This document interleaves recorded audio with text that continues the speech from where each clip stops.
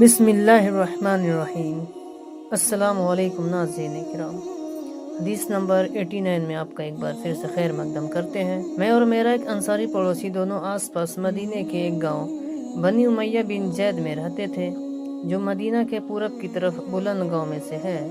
ہم دونوں باری باری نبی کریم صلی اللہ علیہ وآلہ وسلم کی خدمت میں حاضر ہوا کرتے تھے۔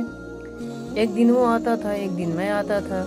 جس دن میں آتا تھا اس دن وہی اور رسول اللہ صلی اللہ علیہ وآلہ وسلم کی کہی ہوئی باتیں ان کو پہنچا دیتا تھا، اور جب وہ آتا تھا وہ بھی اسی طرح کرتا تھا۔ ایک دن وہ میرا انصاری ساتھی اپنی باری کے دن حاضر خدمت ہوا۔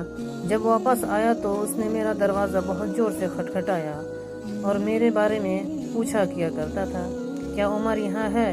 میں گھبرا کر اس کے پاس آیا۔ وہ کہنے لگا کہ ایک بڑا معاملہ پیش آیا ہے، یعنی رسول اللہ صلی اللہ علیہ وآلہ وسلم نے اپنی بیویوں کو طلاق دے دی ہے۔ پھر میں اپنی بیٹی حفصہ کے پاس گیا، وہ رو رہی تھی۔ میں نے پوچھا، کیا محمد صلی اللہ علیہ وسلم نے طلاق دے دیے ہیں؟ وہ کہنے لگی، میں نہیں جانتی۔